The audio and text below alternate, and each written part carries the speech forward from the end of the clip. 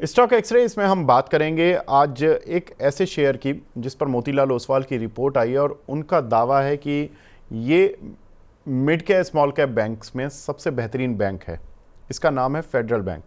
उनकी एक positive report आई है, उस पर बात करते हैं और स्टॉक के बारे में जानते हैं कि क्या कुछ उनकी रिपोर्ट में क्या है और क्या कुछ अलग से पॉइंट्स चल रहे हैं इस समय। देखिए, पहले स्टॉक का परफॉर्मेंस देख लेते हैं। स्टॉक का ऑल टाइम हाई 217 रुपये का है और लगभग शेयर अपने हाईस के पास ही चल रहा है। दैट मीन्स कि ये वो बैंक है जो कि बेहतरीन प्रदर्शन करता हुआ दिखा है। 207 पर आज थोड़ा नीचे है, लेकिन कल की क्लोजिंग करीब 210 की थी, आज भी 211 के करीब तक ये गया हुआ है। तो यहाँ से ज़्यादा दूर नहीं है इसका ऑल टाइम हाई। तो ये काउंटर अपने ऑल टाइम हाई के नज़दीक ही चल रहा है। शेयर क्यों चला? देखिए, 2-3 वजह रही। एक तो इंटरेस्ट रेट कट किया, रेपो रेट कट किया आरबीआई ने, उसका एक सेंटिमेंटल बूस्ट मिला। Q4 नतीजे भी बैंक के काफ़ी शानदार देखने के लिए मिले। वैल्यूएशन भी with in the private banks और जितने भी छोटे मझोले बैंक हैं उनमें one of the best valuation इस बैंक की है। जब वैल्यूएशन पार्ट पर बात करेंगे तो आपको खुद समझ आ जाएगा कि वैल्यूएशन क्यों अच्छी है इसका बैंक की। तो ये 3-4 कारण रहे जिसकी वजह से ये काउंटर अच्छा चलता हुआ दिखाई दिया है। साथ ही इसमें हाल ही में जो कंपनी के टॉप मैनेजमेंट थे उसमें भी चेंजेस हुए और उसकी वजह से एक जो एनर्जी मिली बैंक को वो काफ़ी देखने लायक थी। साथ ही अगर देखें तो ट्रिगर पॉइंट क्या है, मोतीलाल ओसवाल की जो रिपोर्ट है उसमें उनका मानना है कि FY25 यानी कि जो अभी वित्त वर्ष गया, यहाँ से लेकर अगले 3 वित्त वर्ष तक कंपनी की जो लोन ग्रोथ है वो सालाना 17% बढ़ती रहेगी और डिपॉजिट ग्रोथ 15% बढ़ती रहेगी।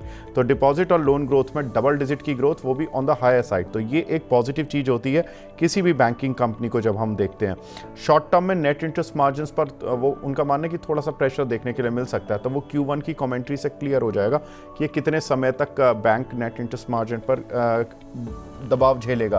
क्योंकि देखिए, जब आरबीआई रेट कट करता है तो थोड़ा सा आपको डिपॉजिट रेट भी घटाने पड़ते हैं, लोन रेट भी घटाने पड़ते हैं। तो नेट इंटरेस्ट मार्जिन पर थोड़ा सा प्रेशर बन जाता है। ये सिर्फ ना फेडरल बैंक के साथ होगा, ये मे बी बहुत सारे बैंक्स के साथ होगा।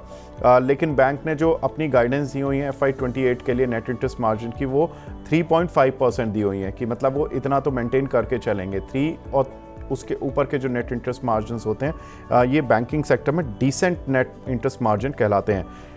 नेट एनपीए लेवल, यानी कि आप जितना कर्ज देते हैं उसमें से कितना डूब जाता है, कितने लोग पैसे वापस नहीं करते हैं, वो केवल 0.44% है। तो ये काफ़ी स्टेबल नंबर है, काफ़ी अच्छा नंबर है कि इनका जो नेट एनपीए है वो 0.5% से भी कम है। बहुत कम बैंकों का होता है। PCR ratio, provisioning coverage ratio, ये 75% है। तो ये एक अगर 75-80 इस परसेंटेज पर होता है तो ये अच्छा एक सेफ साइड मानी जाती है कि बैंक अपने को कवर करके चल रहा है। तो ये भी एक अच्छा रेशो है जो बैंक के साथ है। वैल्यूएशन क्या है, जो हम बता भी रहे थे कि एक अट्रैक्टिव पार्ट है। इस बैंक की जो एस्टिमेटेड ईपीएस है वो इस साल के लिए तो 17.40 पैसे है, यानी कि करीब 17.5 रुपये मान लीजिए, और 22 रुपये की ईपीएस इनकी नेक्स्ट ईयर एक्सपेक्टेड है। अगर 22 रुपये की ईपीएस को डिस्काउंट कर देखें तो शेयर का पी मल्टीपल 10 के नीचे चल रहा है, ऑलमोस्ट 9 के आसपास चल रहा है। तो ये इस हिसाब से 9.5 के करीब मान सकते हैं। ये इस हिसाब से एक अच्छी वैल्यू कही जाएगी। लेकिन ज़्यादातर जो बैंकिंग शेयर होते हैं वो price to book value ratio के हिसाब से भी कैलकुलेट करते हैं। तो price to book value ratio में देखें तो बुक वैल्यू बैंक की करीब 141 रुपये और शेयर चल रहा है करीब 200 रुपये। तो अपनी बुक वैल्यू से भी बहुत ज़्यादा ऊपर नहीं है। ज़्यादातर प्राइवेट बैंक्स अपनी price to book value ratio पे 2, 3, 4 तक भी पहुँच चुके हैं।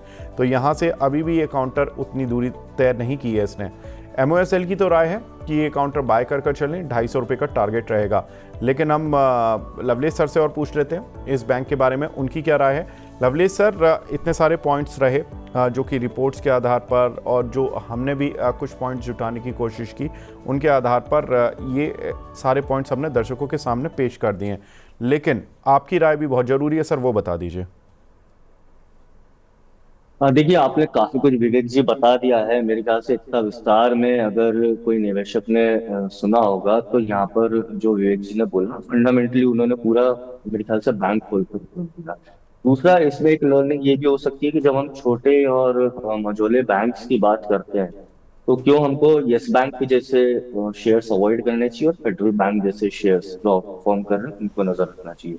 तीसरी बात जो आपने बोली कि स्टॉक अपने ऑल टाइम हाई के पास चल रहा है, देखिए, मार्केट अपने ऑल टाइम हाई के पास नहीं है, बैंक्स में कहीं ना कहीं कुछ परफॉर्मेंस है, पर छोटे और मझोले बैंकों में आप देखें तो फेडरल बैंक ने आउट परफॉर्म करा है पिछले कुछ महीनों में। और जो एक लास्ट रेजिस्टेंस है स्टॉक का अपने ऑल टाइम हाई के पास 210 216, वो एक लास्ट रेजिस्टेंस है। मेरे ख्याल से यहाँ से स्टॉक एक बार कंसोलिडेट कर सकता है। ऑलमोस्ट एक साल के बाद स्टॉक अपने उच्चतम स्तर पर आया है, तो मुझे लगता है कि 216 से 217 का लेवल, और नीचे में अगर इसको और आपको सस्ते में लेना है तो 190, ये एक जोन है। ऊपर में 217 ऊपर स्टॉक निकलता है तो मुझे लगता है कि 244 से 247, जो एक अगर हम देखें तो 12 से 15% का गेन है स्टॉक में देखने को मिल सकता है। नीचे में अगर आपको स्टॉक 190 से 195 मिले तो भी इसमें बाय की सलाह रही। मेरे ख्याल से टेक्निकली भी स्टॉक काफी कुछ साउंड है, मोमेंटम अच्छा है, रिलेटिव स्ट्रेंथ अच्छी, और आउट परफॉर्म कर रहा है। इसके जो एयू स्मॉल फाइनेंस आप देख ले, दूसरे छोटे मझोले बैंक देख ले, तो उनको भी आउट परफॉर्म कर रहा है। डेफिनेटली एक अच्छी बेट है आने वाले 3 से 6 महीने के लिए।